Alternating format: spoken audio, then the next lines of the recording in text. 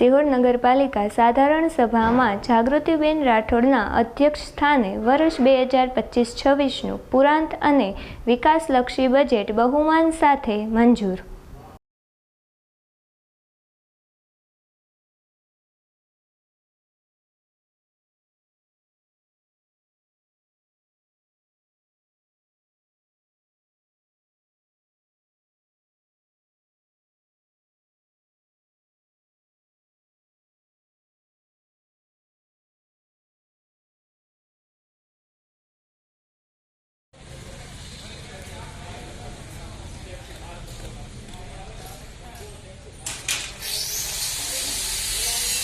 नामंजूर करिए छे અને મારું પોતાનો મત એવો છે કે આ બજેટ નામંજૂર કરવું જોઈએ અને જો મંજૂર કરવામાં આવશે તો કાયદાકીય કાર્યવાહી કરી શકાશે।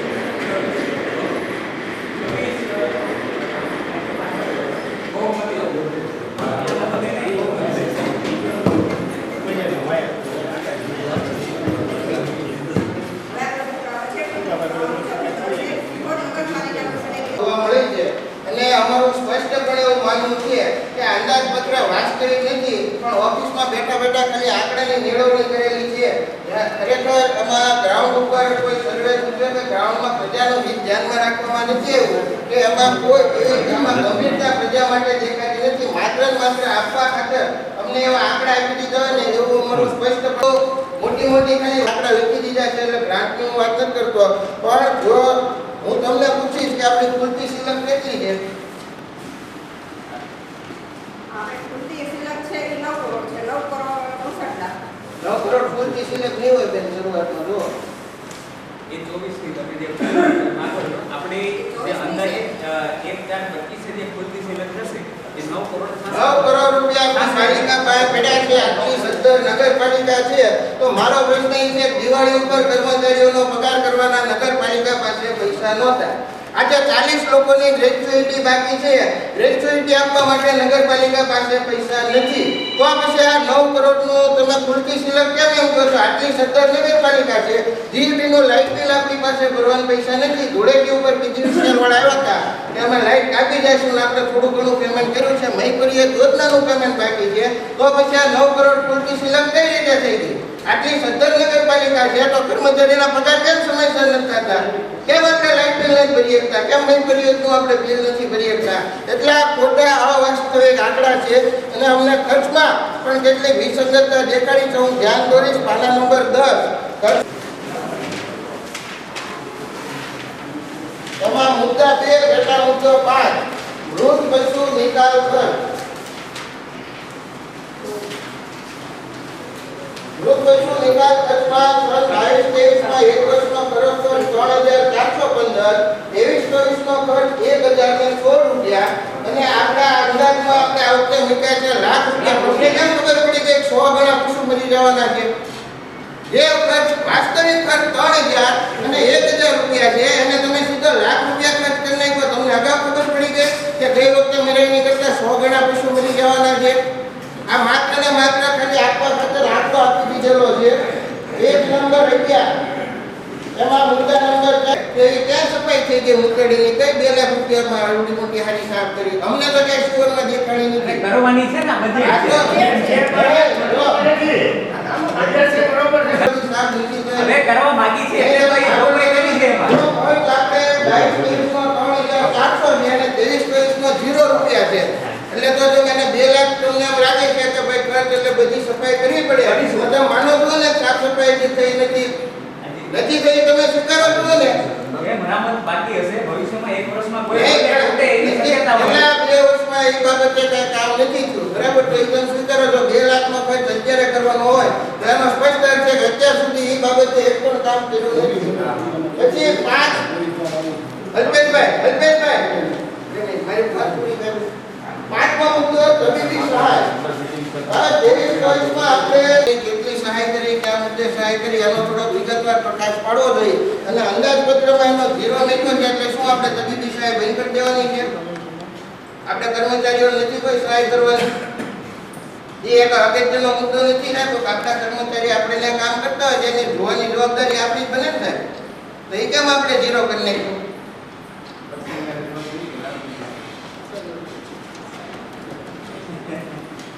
પછી છે પેજ નંબર 14.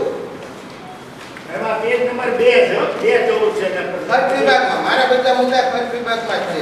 214 નંબર છે. એમાં 11મો મુદ્દો બાગ બગીચા ખર્ચ. એમાં 22-23 માં આપણે પગાર ટેમ્પરરી પગાર 9,25,632.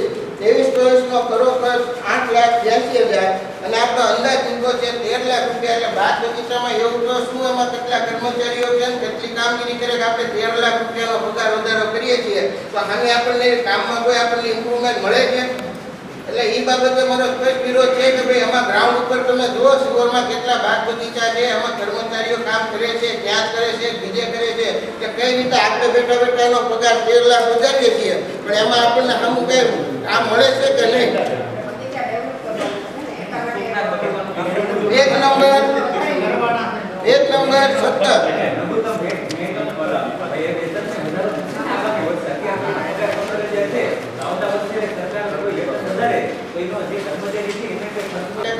બગીચામાં કામ કરે છે કેટલા એથી કરતા એ અમારે પારદર્શિતા જોઈ છે. પેજ નંબર 17 અણધારો ખર્ચ. હવે એમાં આપણે 60 લાખ રૂપિયા મૂકો છે તો અમારી એમાં પણ માંગણી છે. ઘટાડી દીધો છે. હા ઘટાડ્યો પણ 60 લાખ રૂપિયા આપ્યો છે ને તો અમારી માંગણી છે કે એની વિસ્તૃત અમને માહિતી મળવી જોઈએ કે અણધારો ખર્ચ પણ ક્યાં કર્યો, શું કર્યો, શેના માટે કર્યો. 60 લાખની નાની રકમ તો નથી સાહેબ. અને આપણે જાહેર આપણે જનતા માટે કામ કરીએ અને આપણે બધા જવાબદાર છીએ એટલે એની અંદર વિગતવાર માહિતી મળવી જોઈએ. સાહેબ બાબા મારે 17 પેજ નંબર 17 ન થયું.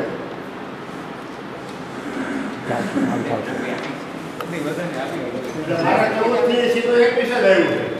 એટલે 5 પાના કો કાઈ રીતે કાઢી નાખ્યો કે નથી જે કોઈ કાઢી તો મળી આવી ગુણરભાઈ જો તો સાહેબ આમ નો લે બજેટના દિવસે આપો અભ્યાસ એને કેમ કરવાનો?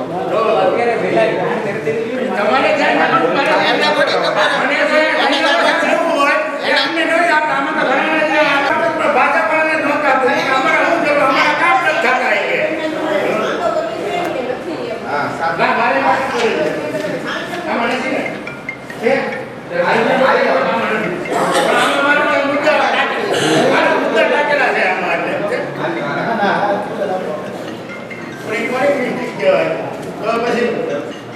પછી એના પેજ નંબર 17 ઉપર મુદ્દા નંબર 20 વસ્તી ગણતરી 2024-25 નો અંદાજિત 2 લાખ રૂપિયા. બરાબર તો અમારે આવો કોઈ ધ્યાનમાં નથી કે વસ્તી ગણતરી એવી થઈ હોય અને આપણે આગામી અંદાજિત ખર્ચ કેટલો છે 1.5 લાખ રૂપિયા. તો એ અંગે પણ અમારે વિસ્તૃત માહિતી જોઈ. પછી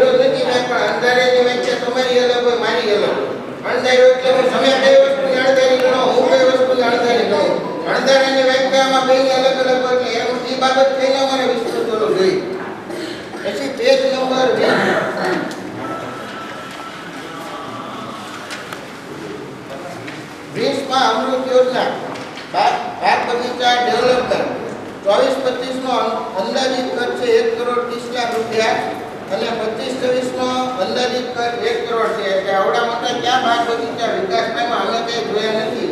એટલે એ વિશે પણ તમે સાહેબ પૂરો પ્રકાશ પાડો. અંદાજિત એમાં ખર્ચ એટલે 24-25 બે આપણે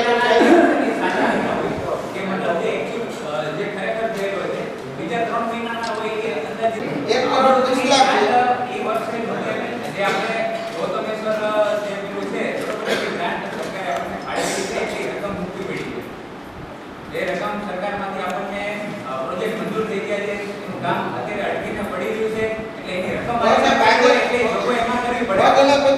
બજેટમાં એક ઘટાડીને કરોડ રૂપિયા કઈ રીતે કર્યું? તો પહેલા 1 કરોડ 30 લાખ કર્યા, તો તમે 1 કરોડ કેમ કર્યું? પૂરેપૂરો હપ્તો સરકાર એક સાથે નથી, એનો પેલો પાર્ટ પેમેન્ટ આવ્યું હોય એટલે અત્યારે એના ઓલામાં પાર્ટ પેમેન્ટ લખ્યું હોય અને હવે ભવિષ્યમાં આવતા વર્ષની અંદર જો પ્રોજેક્ટ ચાલુ થાય બરોબર તો એ ગ્રાન્ટ બીજા ઉપર તમે ઓલામાં 1 કરોડ 30 લાખ પૂરા લઈ ગયા, આમાં તમે આગળમાં લાખ કરોડ રૂપિયા લખો છો, તમે તો વધારે કોઈ આપો તમે બેલેન્સ કઈ રીતે કરો છો? આમાં તમે 1 કરોડ 30 લાખ રૂપિયા પૂરા બતાવી ગયા આગલા વર્ષ અને આવતા વર્ષના તમે 1 કરોડ દેખાડો છો, 30 લાખનો ડિફરન્સ આવ્યો. 20 લાખ અને એ મુદ્દો તો એ રકમ 1 કરોડ 30 લાખનો મુદ્દો અત્યારે તમે 1 કરોડ 30 લાખ પૂરા કેમ ન મૂક્યા? આવતા તમે લઈ ગયા અત્યારે એની શક્યતા નથી, આવતા વર્ષે એ રકમ મળવાની શક્યતા છે. તમે 25 એટલે 1 કરોડ 30 લાખ જો તમારે લેખા છે ખર્ચમાં, તમે એ ખર્ચમાં લેખા છે, ખરેખર વાસ્તવિક ખર્ચ થયો નથી. આમાં જીરો નથી જો એ 24-25 નો અંદાજ જો એ અંદાજો કર્યો આ તો ખર્ચ થયો નથી, બરાબર? અને આમાં અંદાજ તમે 1 કરોડ લેખા છે, માત્ર ધારણા છે કે આપણે તો તમારે આમાં વ્યવસ્થિત આમાં ઉલ્લેખ વિસ્તૃત કરવો પડે. આમાં મેં દેખાડી શું થાય ઓહો અને જો એમાં જીરો જ મૂક્યું છે, આપણે ખર્ચ લખ્યો છે કે 1 થી 31 માર્ચ સુધીમાં ખર્ચ કેટલો થયો તો કે ખર્ચ ન કર્યો તો જીરો હા મૂક્યો. હા પણ એમાં તો અને આગામી કામ ચાલુ થાય છે કે એમાંથી જીરો જ મૂક્યું. આ મારા દેખે મારા પેજ વાળવાના જ નથી આવતા. હોળથી સીધા 21 જ છે. એટલે આમાં કાંઈ મારે એવો સાંભળવાનો નથી. તમે પહેલા અત્યારે સીધો બજેટનો અભ્યાસ કર્યો પણ એ તમારે ચેક કરવાની છે. એ સાહેબ, તમારે ચેક કરવાનું, મારે ચેક નથી કરવાનો. એને પૂરી પણ મારી પાસે નથી એવા જોઈ લો તમે તારે. જોઈ લો તમે નહીં. એ ચેક તમારે કરવાનું, મારે ચેક કરવાનું છે. તો તમારે ધ્યાન એ દોરવું પડે. ધ્યાન બોલો નહીં, તમારે શું ચેક કરીને દેખો છે કે અમારી આવે છે. એવી વાત નહીં કરવાની. એવી વાત જ નહીં કરવાની. તમારે જવાબદારી તમારી આવે, મારી આવે. તમારી પ્રમુખની આવે, મારી આવે. કાઢી લીધું હોય તો કોને તમારે કાઢી લીધું, તમારે જોવાનું હોય. કોઈ આ પાંચ પાનાને જોઈ, પાંચ પાનાને જોઈ, પાંચ પાનાને જોઈ લો. તો એ તમારે નથી આવતું. તમારે હજી અભ્યાસ કરવો હોય તો પોતે હજી આપી દો. આપણે આપી દઈએ. હજી આપો નહીં પણ આપો. આપો કોપી આપે બજેટ આપી દે. તો પછી જવાબદારી મારી હોય, તમારી અધિકારી તમે છો. મને ધ્યાન દોરવું દેવાય. ધ્યાન રાખવાનું નહીં, તમારે ચેક કરવાનું હોય, તમારે સાહેબ નામનો નોટિસ રીતે નહીં. રાખો. તમે સાહેબ, એ સાહેબ પ્રશ્ન નથી થયો. કોઈને પ્રશ્ન નથી. હા.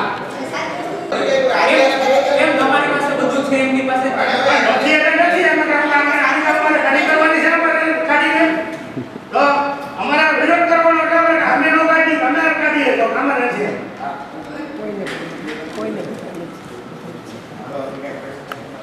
કે અમારા બજેટ પ્રશ્ન અમારો આ સ્પષ્ટ વિરોધ છે. ચર્ચા તો કરીએ જ નહીં. અને મતદાન ઉપર ચર્ચા થશે. પહેલા ચર્ચા થશે, પછી મતદાન થશે. બે બાકી છે. આ બધા મુદ્દા સભાસદો બેઠા છે. આ કાનૂની સભામાં અમારા સભાસદોના પ્રતિનિધિના હોય છે. એટલે અમારા બધા સભાસદો છે એ આપણને આગ્રહ કરું છું કે અહીંયા જનરલ સભામાં જે કાંઈ પ્રશ્ન પૂછવામાં આવે માનનીય પ્રમુખશ્રીને પૂછવામાં આવતો હોય તો અમારો હવેથી એવો આગ્રહ રહેશે કે જવાબ પણ અમે આશા રાખીએ પ્રમુખશ્રી તમને આપશે. તમે ડાયરેક્ટ જવાબ આપી શકો. નહીં તમે ચર્ચા કરી લો તમે ચર્ચા કરી લો પણ અમારી અપેક્ષા એવી છે કે અમને જવાબ પ્રમુખશ્રીએ અપેક્ષા રાખીએ પ્રમુખશ્રી તમને જવાબ આપે.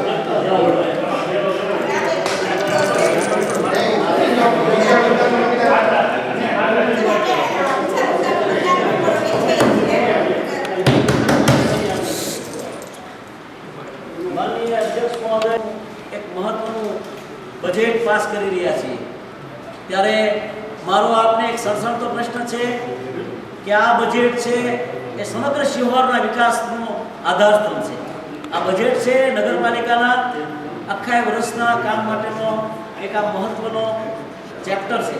ત્યારે હું આપને પૂછું છું કે આ બજેટ કોણે તૈયાર કર્યું છે? હું કયામાં જાઉં છું. મારા મિત્ર જયરાજસિંહ સાથે હું સહમત છું. એણે જેટલા મુદ્દા કીધા એ તમામ મુદ્દાઓ અકાલ્પનિક હતા, અવાસ્તવિક હતા, ગેરબંધારણીય હતા અને એ બધા જ મુદ્દાનો વિરોધ કરતા આપને પૂછું છું કે આ બજેટ કોણે તૈયાર કર્યું? હુ પ્રિપેર્ડ ધીસ બજેટ? પણ આપણી પાસે કાયમી એકાઉન્ટ જ નથી. આપણી પાસે મહત્વનો પ્રશ્ન છે. અમે ટુ ધી પોઈન્ટ જવા માંગીએ છીએ. માનનીય સચિવ શ્રી કમિશનર ઓફિસ તૈયાર કરનાર મુખ્ય અધિકારીઓ કોણ છે? અહીંયા પૂછો અમને કેટલા સમયથી નથી આવતા ચેરમેન બે વખતે મારે ધર્મમાં હતા કેટલા સમયથી નથી આપણી એકાઉન્ટ નથી પૂછો કાયમી ઉપર ઉપર પગાર અહીંયાથી ચૂકાય છે 25% પગાર અહીંયાથી રહે છે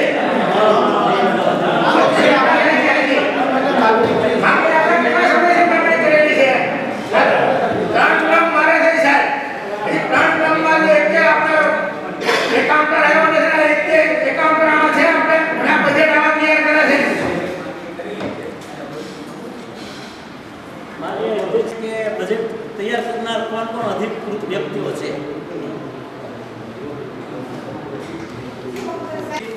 હમણાં એવા કાયમી ઉદ્યોગ પછી અને સેનિટેશન વાળા પણ હમણાં એવા અને એકાઉન્ટન્ટ ઇન્ચાર્જ એકાઉન્ટન્ટ છે એ બીજી કોઈ કામગીરી કરે છે. તો મારો પ્રશ્ન એવો છે કે જ્યારે બજેટ જેવી મહત્વની કામગીરીને કરવાની હોય ત્યારે કોઈ ટ્રક ડ્રાઈવરને ટ્રેન ચલાવવાની વાત આવે એવો કિસ્સો આ બનતો હોય એવું મને લાગે છે. કારણ કે આ બજેટની અંદર અકાલ્પનિક અવાસ્તવિક અને આંકડાની ભરમાર કરવામાં આવી છે. અને હું તો મારા સાથી સભાસદને તમામને કહું છું કે ચાલો આપણે સૌ સાથે મળીએ કે આ બજેટની જે ફોર્માલિટી છે, જે અવાસ્તવિકતા છે એને આપણે દૂર કરીએ. મારા મહત્વનો મુદ્દો એ છે કે મારે કોઈ સંસ્થાને વાંધો નથી, કોઈ વ્યક્તિને વાંધો નથી, મારે મારા શહેરનો વિકાસ કરવો છે અને વિકાસ માટે કોઈ પણ વિરોધ કરી શકું છું. હું તમામ સભાસદોને વિનંતી કરું છું કે આ અવાસ્તવિક જે બજેટ બને છે એના માટે તમે ઊંડા ઉતરો. કે શિવન નગરપાલિકાના એન્જિનિયરે, એકાઉન્ટન્ટે કે બીજા કોઈ કર્મચારીઓએ ક્યારે આ નગરપાલિકાને આર્થિક રીતે સદ્ધર બને એવા પ્રયત્નો કર્યા નથી. તમે જુઓ આ શિવન નગરપાલિકાની સ્થિતિ ભાઈ જયરાજભાઈ કીધું 9 કરોડની તમે સિલક બતાવતા હો, બીજી બાજુથી તમારા 6 મહિને પગાર ન થતા હોય. માનનીય અધ્યક્ષ મહોદય, દુઃખની તો એ વાત છે કે ગ્રેજ્યુએટીની રકમ પણ આપણે વાપરી ગયા છીએ, કોઈ કર્મચારીની વીમાની રકમ પણ આપણે વાપરી ગયા છીએ. અકસ્માતે કોઈ આપણો કર્મચારી મૃત્યુ પામશે ત્યારે એના પરિવારને વીમાની રકમ પણ નહીં મળે. આટલી હદ સુધી આપણે નીચે વ્યા ગયા છીએ. કરોડો રૂપિયાનું પાણીનું બિલ છે, કરોડો રૂપિયાનું વીજળીનું બિલ છે અને બીજી બાજુ છે આપણે આવક ઉભા કરવાના કોઈ પણ સ્ત્રોતમાં આટલી ઝૂંપડપટ્ટી છે, આ ગામમાં આટલા નળના કનેક્શન છે. તમે કેટલા જણના નળના કનેક્શનના પૈસા લો છો? કેટલા જણના હાઉસ ટેક્સ લો છો? તમને ના ખબર પડે, તમે સ્પેર પાર્ટ વેચો, આવક છે એટલે અધ્યક્ષશ્રી તમે એવા પ્રયત્ન કરો. હું એમ નથી કહેવા માંગતો કે આ અધ્યક્ષે બજેટ બનાવ્યું છે, પણ આઝાદીથી ફોર્માલિટી વાળા માત્ર કહેવા પૂરતા બજેટો બને છે. તો આવા બજેટો હવે બંધ કરો. આવા બજેટનો મારો સખત વિરોધ છે. બજેટ બનાવવા માટે તમે નગરપાલિકાની આવક વધારો, ખર્ચ ઘટાડો અને સેવાકીય પ્રવૃત્તિ વધારો. તો આ માટે મારો એક જ વાત છે કે આ બજેટ છે એ ક્યારેય મંજૂર રાખી શકાય નહીં. આ બજેટ છે તદ્દન ગેરબંધારણીય છે, તદ્દન ગેરકાનૂની છે અને આ બજેટને જો તમે મંજૂર કરશો, બંધ આપશો તો આની કાનૂની ચેલેન્જ પણ કરવાની અમારી ક્યાંક ને ક્યાંક જનહિત માટે જવાબદારી બની રહેશે. એવી હું આપને વિનંતી કરીને કહું છું કે આ બજેટમાં હોવું જોઈએ એવું હું માનું છું. આ બોર્ડની આ પ્રથમ મીટિંગ છે અને આજે આપણા તો દીપજીભાઈ આ વાતને ભૂલી ગયા છે કે આ બજેટ બેઠક છે એ નગરપાલિકાનો હાર્ટ છે, હૃદય છે, સર્વે સર્વા જે કાંઈ ગણો એ આ બજેટ બેઠક ગણાય. આપણી બજેટ બેઠકની અંદર જે કાંઈ સૂચનો થયા છે એ હવે આપણે મેળવવાના છે. વહીવટ કરતા હોય જે કાંઈ વહીવટ કર્યો, મારા સાથી દીપજીભાઈ એમ કીધું કે આ બજેટ કોણે બનાવ્યું, તો આ બજેટ હંમેશા અધિકારી અને કર્મચારી ગણ જ બનાવતા હોય છે. તમે આ વાત ભૂલી ગયા છો. આપણે 3-4 ટર્મ આપણે ચૂંટાઈને આવ્યા છીએ. આપણે 3-4 ટર્મ આપણે ચૂંટાઈને આવ્યા છીએ. મારા સવાલનો જવાબ અધ્યક્ષને આપવાનો હોય તો આપણે કોઈ પાર્ટીના એજન્ટ તરીકેની કામગીરી ન કરો.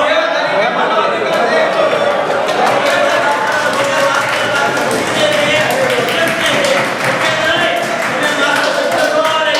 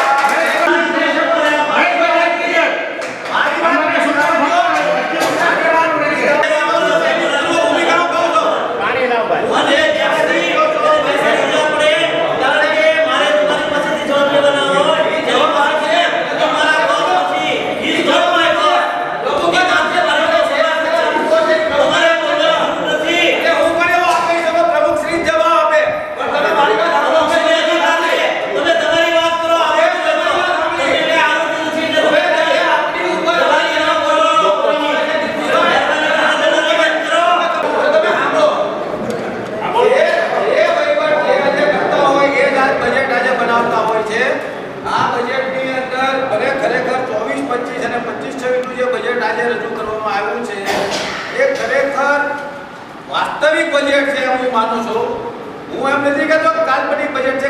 સામાન્ય રીતે આજ સુધી બધા કાલ્પનિક બજેટ બન્યા છે અને કાલ્પનિક બજેટ બનતા હોય છે. એનું કારણ છે કે વિગતવાર આપણે આગળ જવું પડે, વિગતવાર પાછળ જવું પડે. જે ખર્ચો 24-25 માં ન થયો હોય, જે હેડે તો એ હેડમાંથી પૈસા કાપીને બીજા હેડે જે જગ્યાએ આપણે વધારે ખર્ચો થયો હોય ત્યાં લઈ જવો પડે.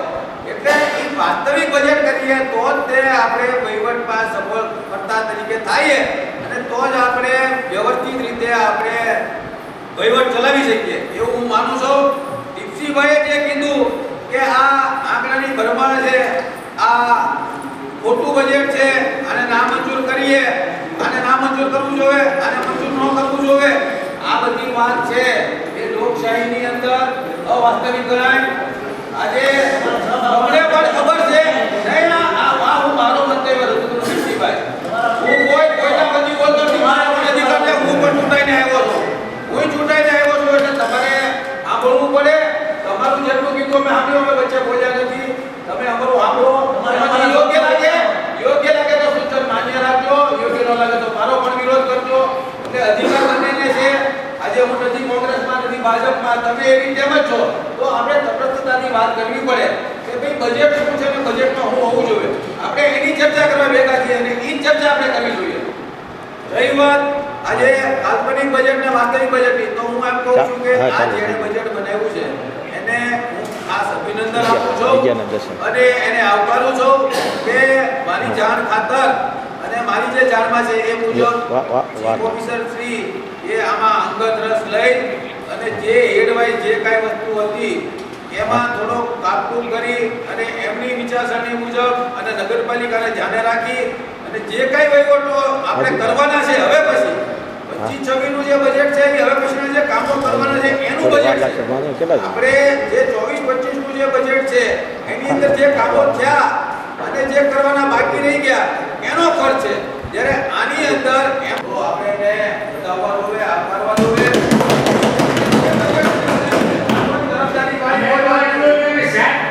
Yeah.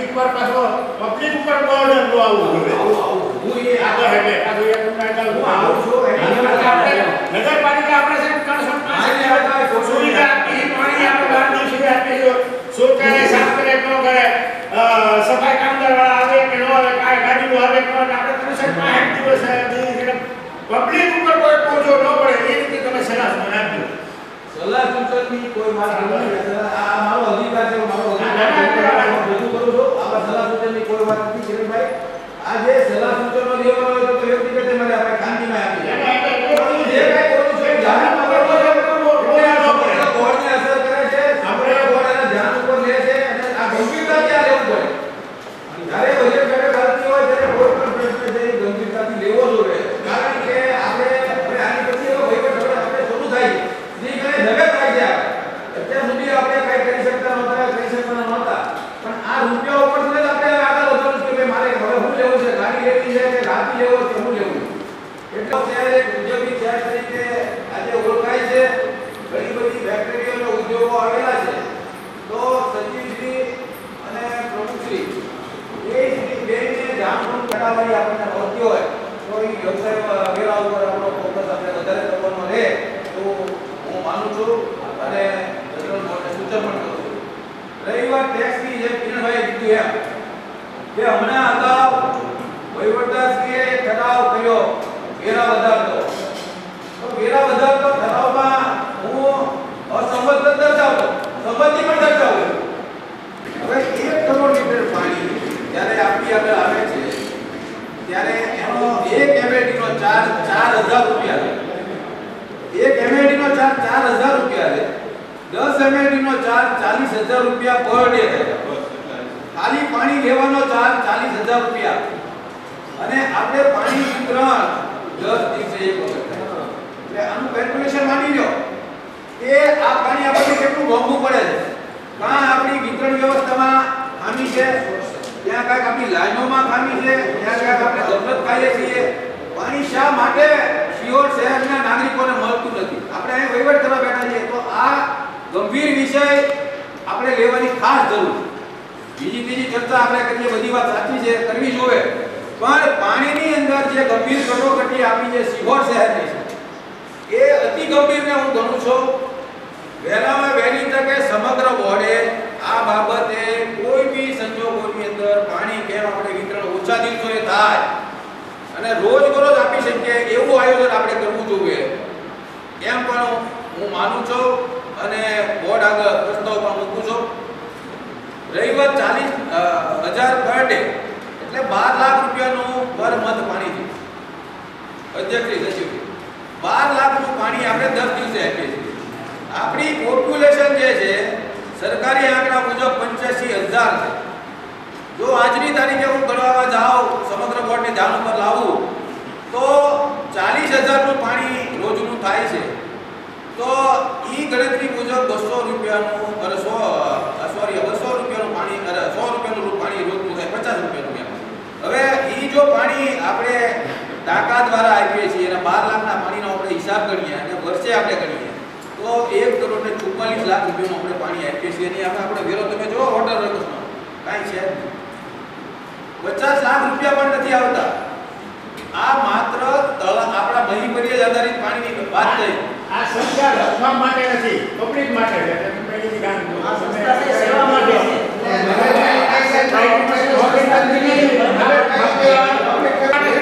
ધંધો છે મહેશભાઈ, બરાબર?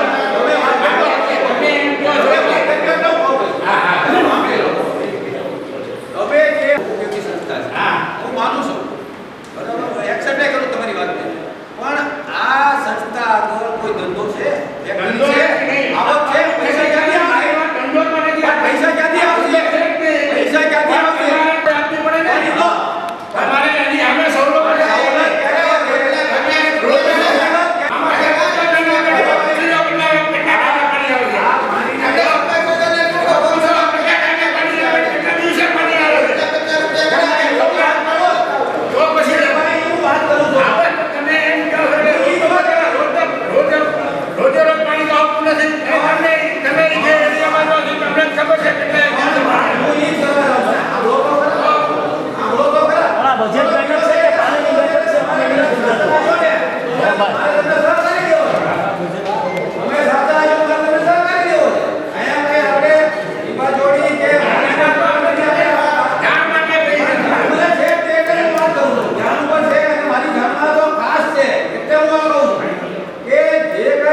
ગંભીર કટોકટીની વ્યવસ્થા છે. આજે 1,44,00,000 ખાલી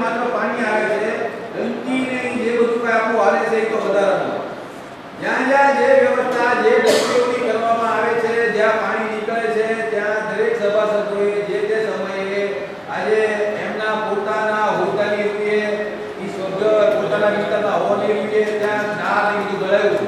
પણ અમુક વિસ્તારો એવા છે કે જ્યાં પાણી નીકળતું નથી અને પાણી નીકળે તો નાળ ભરાઈ પણ જાય છે. એટલે આ વિકટ પરિસ્થિતિનો સામનો કરવા આપણે બધાએ તૈયારી રાખવી પડશે. આગામી દિવસો, ઉનાળાના દિવસો આવે છે, દરેકને પાણીની જરૂરિયાત હોય, એ બધા સમજે જ છે અને સમજતા હોય. પણ આપણે અત્યારે આપણી આગળ જે કાંઈ વાત, આપણી આગળ સાધન છે, જે આપણી આગળ પાણીનો ભંડાર છે, એનો ઉપયોગ કેમ કરવો, એ આ બજેટમાંથી આપણે આ મુદ્દો આવ્યો એટલે આપણે આ ઊભો કર્યો છે. અને એની અંદર આપણે વેરા લઈએ છીએ એટલે હું એ કહેવા જાઉં છું. હવે કિરણભાઈએ જે વાત કરી કે જે લોકો વેરા ભરે છે એ લોકો જ વેરા ભરે છે, તો એની સાથે હું સંમત છું. અને એ આધારે તમે વહીવટદાર સાહેબના ઠરાવને અમે ચેલેન્જ કર્યો. શું કામ કે આપણી આગળ ઓન રેકોર્ડ માત્ર 8000 મકાનો આપણી ઉપર મિલકત વેરામાં ચડેલા છે. આ કદાચ કોઈ સભાસદના ધ્યાન ઉપર હોય કે ન હોય. માત્ર ને માત્ર 8000 મકાનો આપણા મિલકત વેરામાં ચડેલા છે. એની સામે આજે ઇન્ડસ્ટ્રીયલ ગણીએ, નોન રેસિડેન્શિયલ ગણીએ, કોમર્શિયલ ગણીએ, એ થઈને મૂળ 10000 મિલકત વેરો આપણે એનો ઉઘરાવી શકીએ છીએ. તો આ 10000 જે કઈ આપણા યુનિટો સીઓર શહેરની અંદર આવેલા છે, મકાનો આવેલા છે, તો એ 10000 નો વેરો આપણી આગળ આવે છે.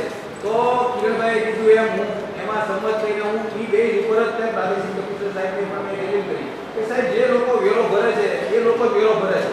જે લોકોએ ગેરકાયદેસર જમીનો દબાવીને મકાનો કર્યા, સાહેબ આ જે કઈ આપણા પાણીના વેરાઓ છે, એ પાણીના વેરા જે બિનઅધિકૃત લોકોને પૂરેપૂરી સવલતો મળે છે, જે લોકો વેરા ભરે છે એને કોઈ સવલતો મળતી નથી. અને આપણે જે કઈ વેરા અત્યારે બેસાડવા માટે કે હું આજે જે કઈ આજે વાત રજૂઆત કરું છું એમાં હું પણ આવી જાઉં અને એમાં એની અંદર મારો પણ એવો શું હોય કે ગેરકાયદેસર જે લોકો આજે જે સવલતો ભોગવે છે એવી સવલતો આજે જે વેરો ભરે છે એ નથી ભોગવતા. તો એ માટે પણ આપણે સરકારનું માર્ગદર્શન લઈ અને વેરો આવે અને આપણે બધાને સમાન ગણી અને આપણે હાલીએ તો વધારે ઉચિત ગણાય. બીજી વાત કે ગટર વેરાની અંદર વાત કરીએ કે ગટર વેરામાં સરકાર ખૂબ આપણને પૈસા આપ્યા. આખા ગામની અંદર જ્યાં જ્યાં જે કોઈ જગ્યાએ કઈ ગટર નહોતી ત્યાં આપણે નાખી. આ સરકારી બોર્ડ આવ્યા હતા એ દી હું બહુ છું એ દિવસે જ્યારે જે મુખ્યમંત્રી હતા એના સમયગાળા દરમિયાન 167 નગરપાલિકા અને 8 કોર્પોરેશનની અંદર દરેકને સ્વચ્છતા અભિયાન અંતર્ગત ગંદકી નાબૂદ થાય એ માટે બધા પ્રોજેક્ટો સમગ્ર ગુજરાતની અંદર આપ્યા અને સમગ્ર ગુજરાતની અંદર એટલા રૂપિયા પણ પાછળ લોકો છે કેટલા 38 કેમ કંઈક છે 37 છે એટલા હતા. અને એમાં ઘણી વખત અમુક છૂટાઈ કરતા હોય છે ક્યારેક કોઈ કામ નહીં ટોટલ એટલે ટોટલ થશે 200 ઉપર નિયરલી 250 જેવી થશે. આપણો મેકઅપ કેટલાનું છે? એકદમ છે 141 હવે 144 કે 41 જેવું છે. તો મારી આગળ જે સભાસદ હતો એ વખતની યાદી વાજી આગળ છે કર્મચારીઓ ક્યાં કર્મચારી ક્યાં કામ કરતા હતા એનો ઉલ્લેખ છે. તો એમાં કોઈ આપણે વધારો નથી થયો અને મારી જાણ મુજબ કે આપની જાતની નિમણૂક થઈ ત્યારથી તમે આ કર્મચારી ઉપર કંટ્રોલ રાખી અને જે કાંઈ હું અભિનંદન તમને આપું છું. બીજી વાત કે એટલે મારી આગળ સાહેબ 183 ની યાદી છે. મારી આગળ 183 ની યાદી છે. 2014 ની ગણતરી આવું તો એ ગણતરી આજે કદાચ માનો કે વિસ્તાર વધારો આ તેવી થયું તો એ તો વધે એની અમે કોઈ વાંધો નથી, બરાબર છે, યોગ્ય છે.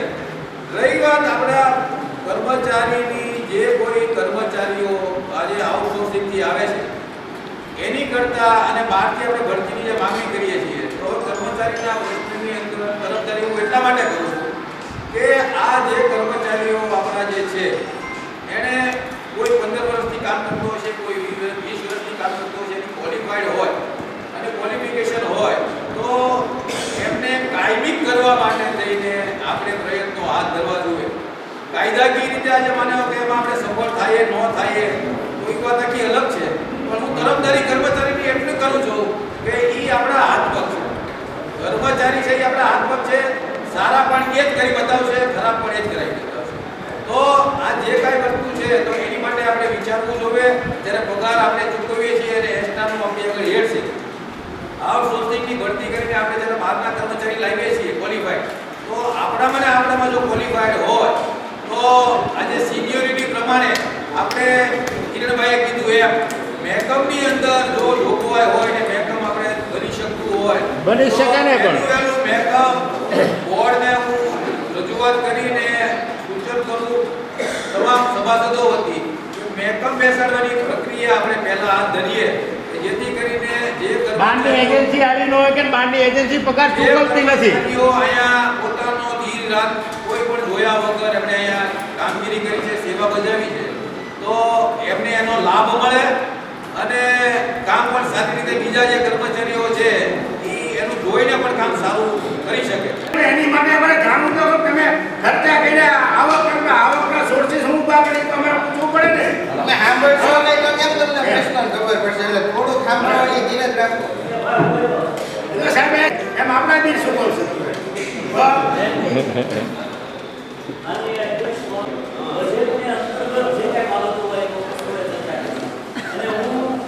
કોઈ વ્યક્તિનો કે કોઈ પાર્ટીનો કે કોઈ માણસનો એજન્ટ નથી, પણ માત્ર ને માત્ર હું શિહોર શહેરનો એજન્ટ છું.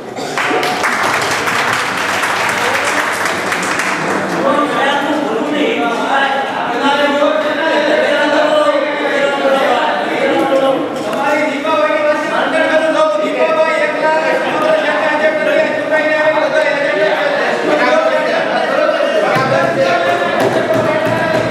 એ વાતનું ખંડન કરું દીપાભાઈ વાત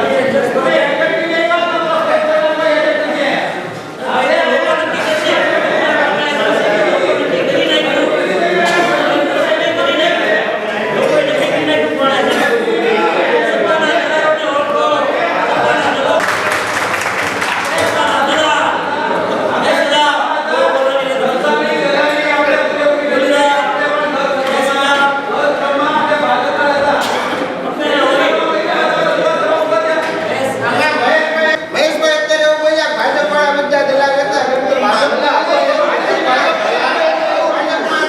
દલાલની વાત કરવાની આવી. મહેશભાઈ વાત કરે છે. મહેશભાઈ જોડે.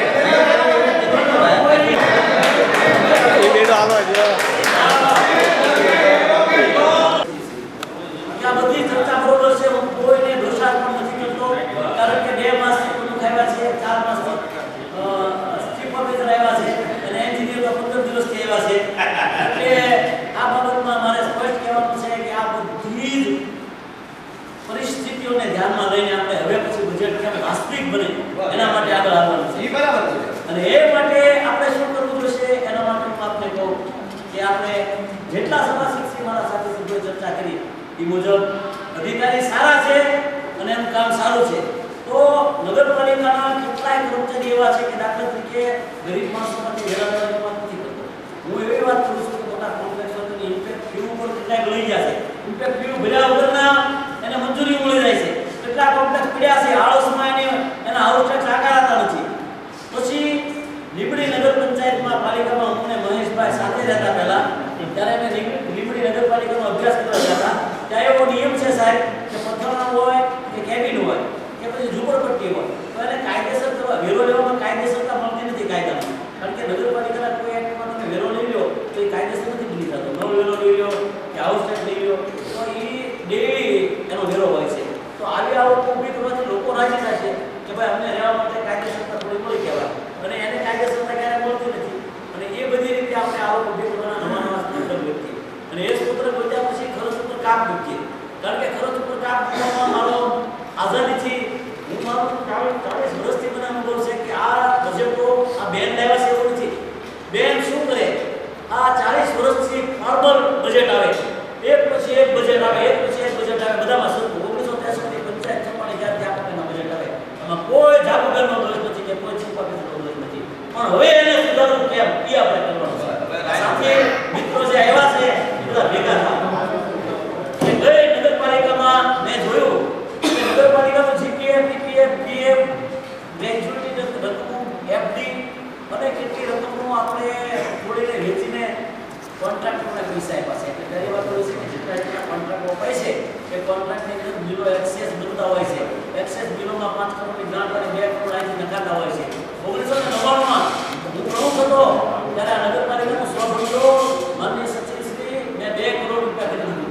અને દીપડિયા ઉપર જે ટાંકો માંગ્યો એ ટાંકો પર 25 લાખ રૂપિયાનો અમે 100 ભંડોળમાંથી બનાવ્યો સરકારના અનુદાન તરીકે. તો મારી કહેવાની વાત એ છે કે હવે આપણે એવું કામ કરીએ કે નગરપાલિકાનું હાથનું મારી પાસે પ્રશ્ન છે જે 100 ભંડોળ કેટલું છે. આપણી પાસે ટ્યુબલાઇટ ખર્ચવાના પૈસા નથી. ટ્યુબલાઇટનું સર્કિટ ન લાવી શકીએ, આવડા હુમલા ન લાવી શકીએ, ટ્રેક્ટર નો રિપેરિંગ કરાવી શકીએ, જેસીબીમાં ઓઇલ ન નખાવી શકીએ અને મશીનમાં આપણા બગડી જાય ઓઇલ વિના. આ પરિસ્થિતિનો નગરપાલિકાનો વહીવટ આપવો ત્યારે મારું એક જ સૂચન છે એડજસ્ટ મહોદય કે આ બજેટ સુધારવા માટે તમે આવક પર લક્ષ્ય આપો અને ખર્ચ પર કામ કરો.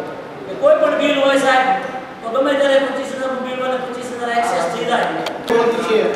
એક નંબરનો હોય ને આમાં એક નંબર નથી આપે કઈ કેપિટલ ખર્ચની વાત છે ને એમાં કેપિટલ ખર્ચ વાળો છે. 1 નંબર 19 ઉપર એમાં એમ કહું એક નંબર ક્યાં પડે છે બધાને 19 નંબર ઉપર મારે ક્યાં આમાં છે હવે તમને જમવા અને બીજું મોટું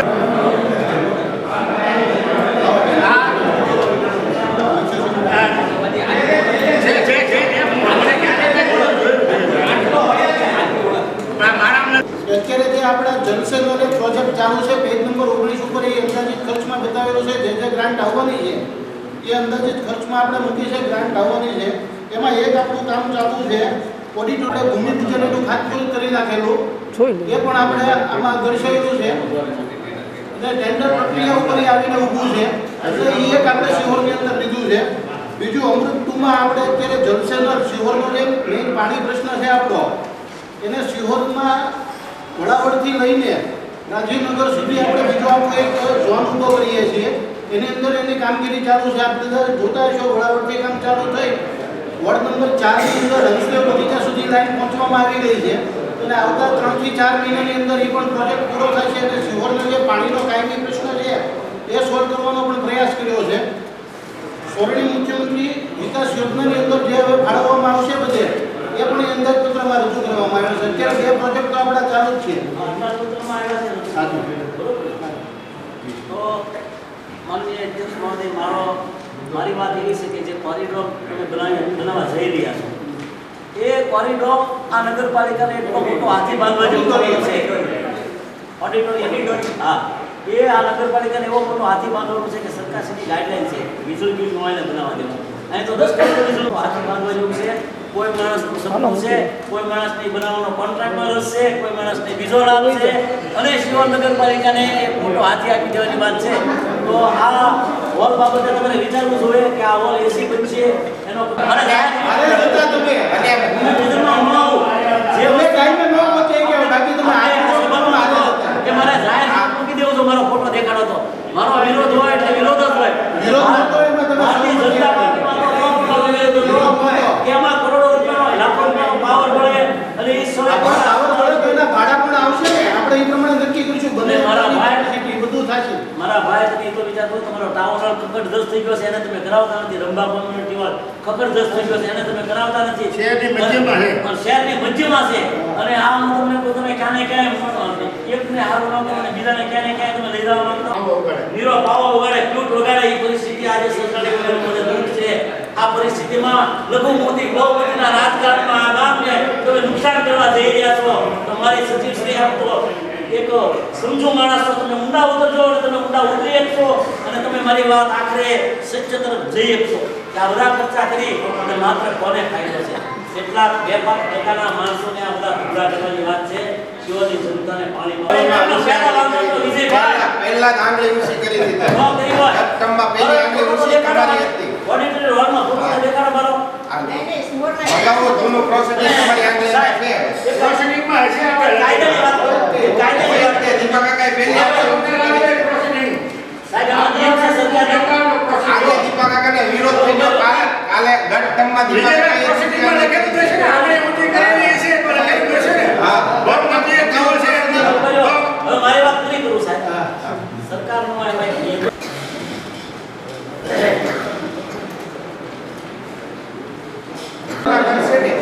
ઈ લોકો આપણને આપશે ને પાણી પાણી પણ પાણી બંધ થવાનું છે તમે વિકલ્પ નહીં કરે પાણી નથી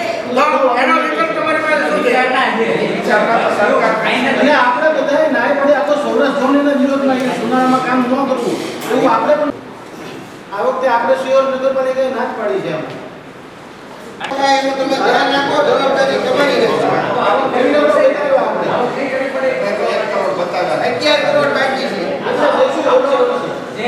ત્રીજી નોટિસ તો આવી ગઈ છે. 60 લાખ રૂપિયા પાણીનો માગનો 60 લાખ રૂપિયા છે ને એક વર્ષે 1 કરોડ અને 35 લાખ આસપાસ છે ને પાણીનો ખર્ચ આવે છે.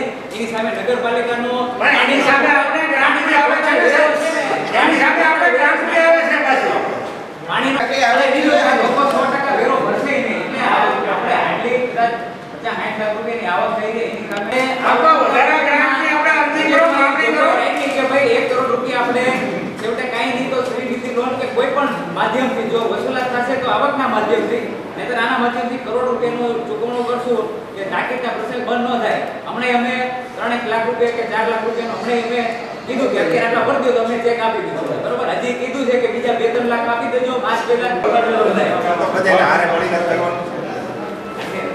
આંકડા દેખાય છે વેરાનો મોટો માગણો જ આપવા એટલા લાગે એમાં એ રીતે કરી શકે કાંઈ વાંધો નહીં આપણે ચેન્જ કરે તો પછી પેજ નંબર 8 તમને આનંદ થયો છે કે જો એ જોગવાઈઓ કરી છે તમારા સારી છે પણ આને તો ભાઈ તમારી બદલી જ કરવાની અમે સહમત જ છીએ એમ. એની ક્યાં વાત છે બદલી તમારે સાહેબને કાઢવા લાગે ઉપર. ઓફિસમાં સેટ નહીં આવ્યા આપણે કેમેરા ઉતારે છે મારી ઘડીએ બદલીનું જ લાગે. સર્વાનું બજેટ મંજૂર કરો એટલે તમે ગયો છો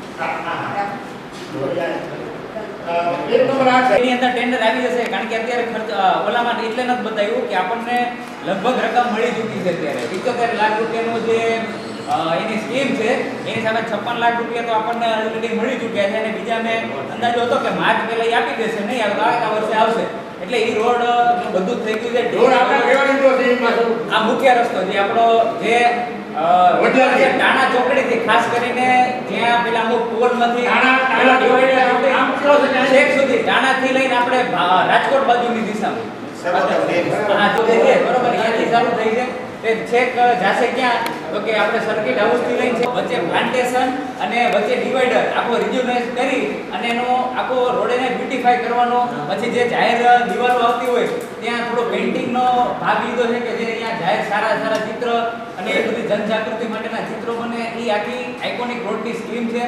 એ રોડ આપણે ટૂંકમાં જો ટેન્ડર આવી જશે તો આવતા વર્ષે શરૂ થશે અને આપણે એમાં કામ કરી શકીશું. તમે એક કામ પૂછો કે ડેવલપમેન્ટ રૂલ્સ લાગુ પડે છે એમાં લોકોએ શું છે એટલું દબાણ કર્યું છે કે ધોરિયા જેવા રોડ થઈ ગયા એટલે એને જે કાંઈ બિલ્ડરોના જરૂરિયાત આવે ને ત્યાંથી એને તમારે છાપડા જેવું કઢાવવું પડે તો લોકોમાં અકસ્માત ઘટે અને માણસોના એટલે એ કામ છે ને પહેલાં કરાવવું પડશે કારણ કે અત્યારે તમે જુઓ ને તો બધાને મંજૂરી મળી હોય ને એમાં રિબન ડેવલપમેન્ટ રૂલ્સમાં મંજૂરી ત્યાંથી વખતે છોડવું પડે. હવે એ કોઈ છોડ્યું નથી ખાલી 36 મીટર છોડ્યું એના હિસાબે શું થાય છે કે વાહનોની બધી એટલી બધી કળામાં થાય છે કેટલાક માણસો અચિંતાના ઘાટ ઉપર જ બધા આવેલા છે તમે જો અગાઉ ખાલી 10,000 રૂપિયાની જોગવાઈ હતી બજેટમાં આ બજેટમાં 2 લાખની જોગવાઈ કોઈનું કરવાની એના માટે આપણે જે પ્રોજેક્ટ છે આખો મંજૂર થઈ રહ્યો છે આગામી સમયમાં એ લઈ આપણે આમાં થોડોક જ અમતો ખર્ચ મેન્ટેનન્સ પૂરતો કે નાખવાની જરૂરિયાત ઊભી થઈ કે ભાઈ અમારો 10 મીટર કે 20 મીટર કે જરૂરિયાત ઊભી થઈ તો એ જોગવાઈ રહી એ પ્રશ્નોના નિકાલ કરવા માટે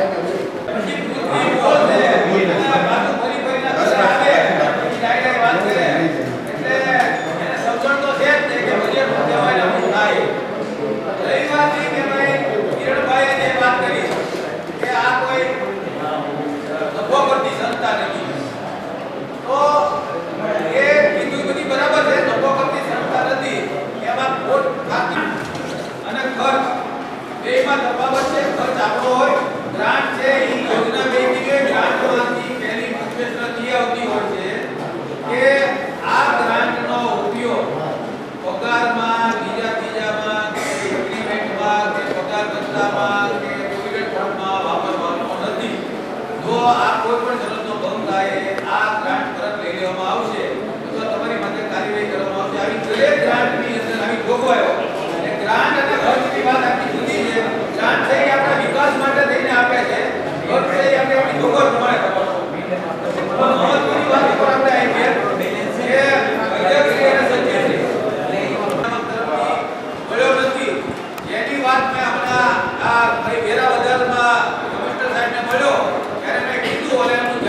હાજી. ત્યારે એમણે કીધું કે ભાઈ આ વસ્તુ હોય તો મારે જાણ એ કરો. યો તો આપણે નગરપાલિકા. એટલે લાવવા માંગુ છું નગરપાલિકા કે દરેક કર્મચારીઓ આપણા જે હોય છે એનો EPF કપાય. કેવું ચાલુ છે?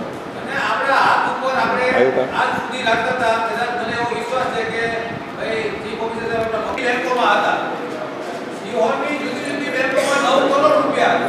સ્ટેટ બેંકે મેનેજર સાહેબે 1 પેરી 3 પેરી કમિશનર EPF દિલ્હી કે એને સંપૂર્ણ સત્તા છે કે આપણા ફંડમાંથી પૈસા ઉપાડી લે. પણ હું એમ કહું છું પ્રતિનિધિ તરીકે નગરપાલિકાના કે ઈડી હોય કે ઇન્કમ ટેક્સ અધિકારી હોય કોઈ રેડ પાડે તો એ આપણા ખાતા સીઝ કરે છે. આ એક સંસ્થા છે. તો આ સંસ્થાના નાતે લોકોપયોગી સંસ્થા છે. તો સંસ્થાના નાતે જે દિલ્હીના કમિશનર સાહેબ હોય એને EPF ના પૈસા આના બેંકના કર્મચારીને મેનેજરને ધમકી આપીને જે ઉપાડી લીધા છે એ કેસ હજી બધો ઉભો જ છે.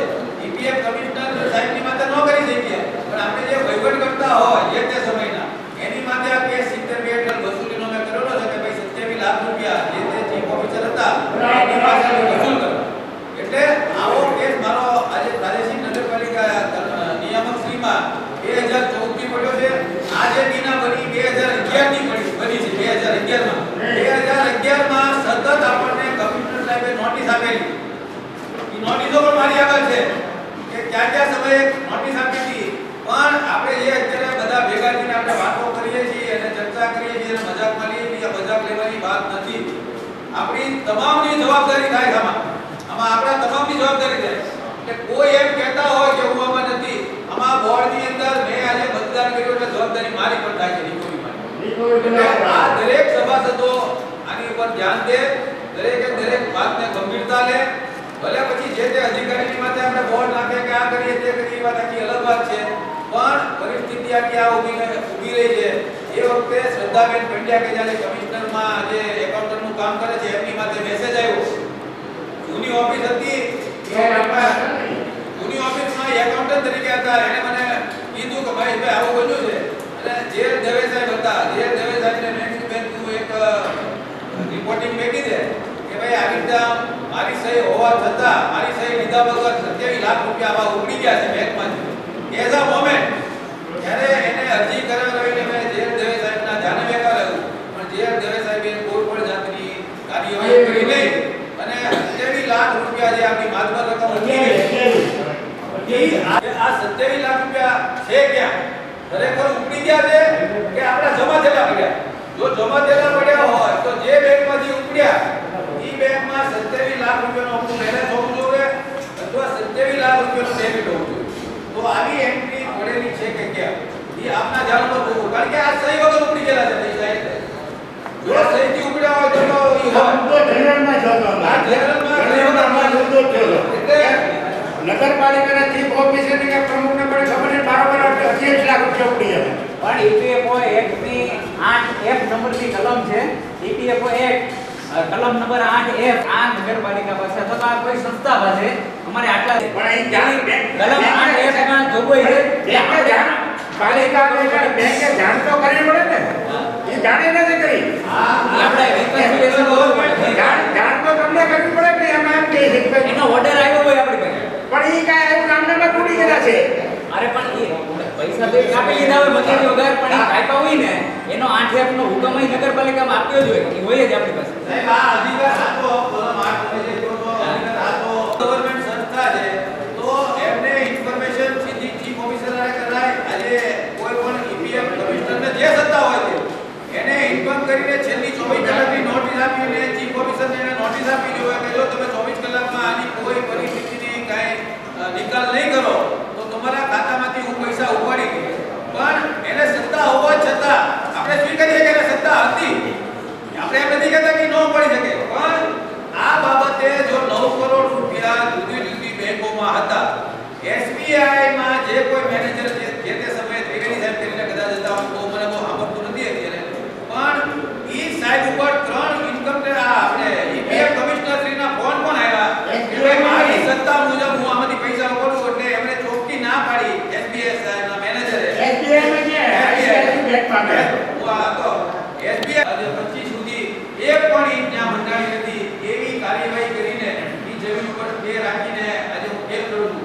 વહીવટી કોર્ટમાં.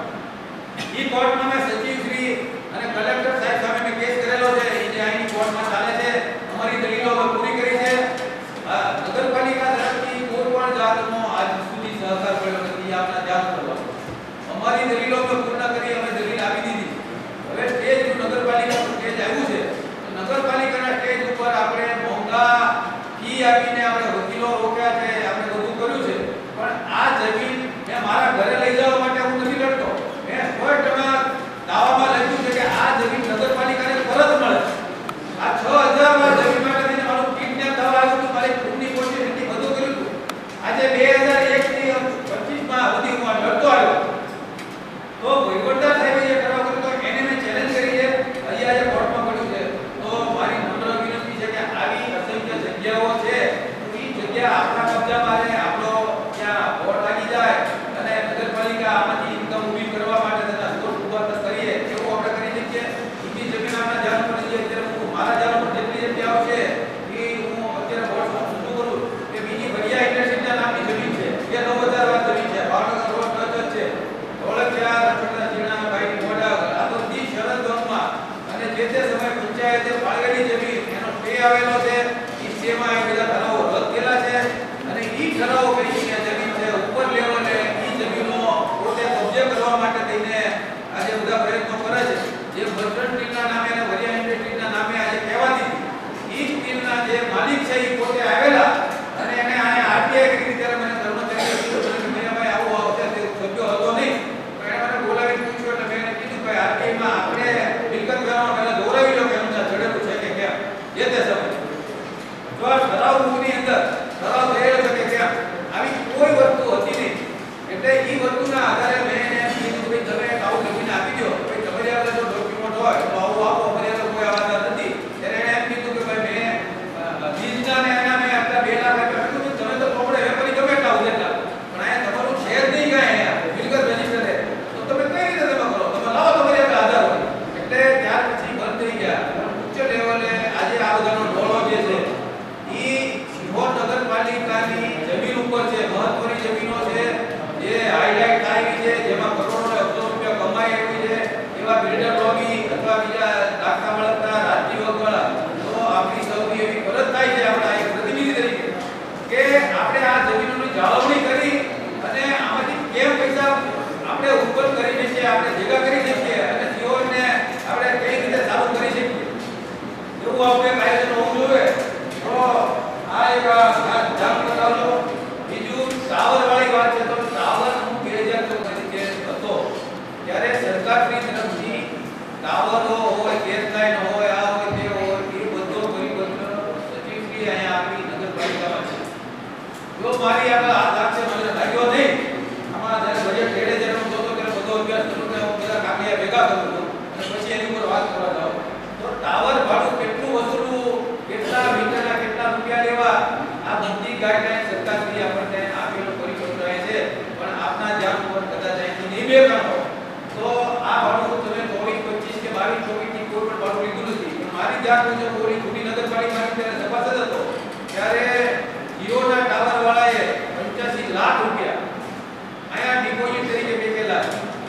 તો એ 75 લાખ રૂપિયા ડિપોઝિટ તરીકે જ્યારે આપણે લઈએ છીએ કોઈ ડિપોઝિટ તરીકે લેવા ન જોઈએ. આપણે એનું કેલ્ક્યુલેશન કરી માપસાઈ કરી આખા ગામમાં એ રસ્તા પહોંચાડે તો એ પોતાનું કામ કરી અને ડિપોઝિટ રિફંડેબલ એટલે ડિપોઝિટ શબ્દ આપણે જ્યાં હું જગ્યાએ વાપરીએ છીએ ત્યાં ગેસ વાળા એને 86 લાખ બધાની જીરો વાળા ગેસ વાળા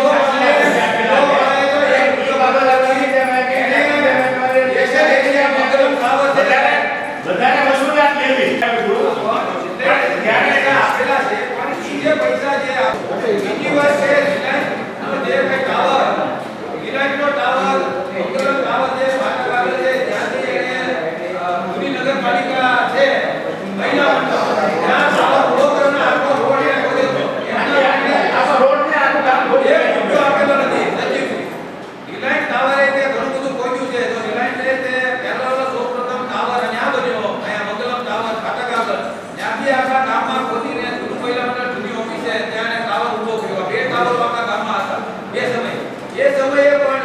સરકારની ગાઈડલાઈન મુજબ ભરવાના પૈસા ખાતામાં જતા એક પણ રૂપિયો એને ભર્યો નથી. અને આજની તારીખમાં આજે ફાઈબર લાઈન ઘોડાવાના કારણે ઘણી બધી જગ્યાએ ઘણું બધું પોતાનું કામ જીઓએ પણ કરેલું છે.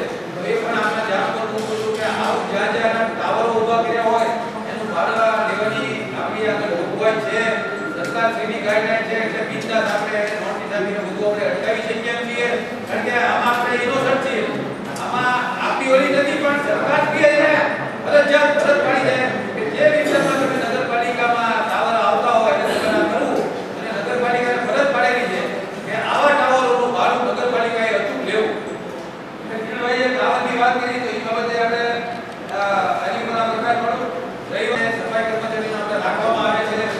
તો મારી એક આવું રજૂઆત છે કે જે સફાઈ કર્મચારીઓ છે આપણે બધી કામદારો આપણે રાખીએ છીએ. બધી કામદારો જે આજે ગેરહાજર રહ્યા છે એના બધી કામદારો રાખીએ છીએ.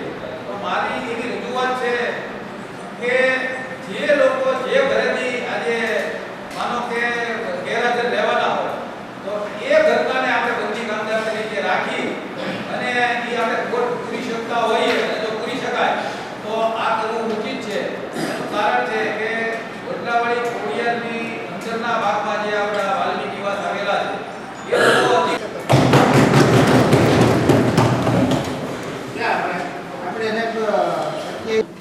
હું સિહોર નગરપાલિકા પ્રમુખ રાઠોડ જાગૃતિ ચતુરભાઈ આજરોજ તારીખ 25 માર્ચ 2025ના રોજ સિહોર નગરપાલિકા સભાખંડમાં સામાન્ય સભાનું આયોજન થયેલ છે, જેમાં બજેટ રજૂ કરવામાં આવેલ છે. જે 2025-26નું બજેટ પુરાંતવાળું અને વિકાસલક્ષી છે. બરાબર.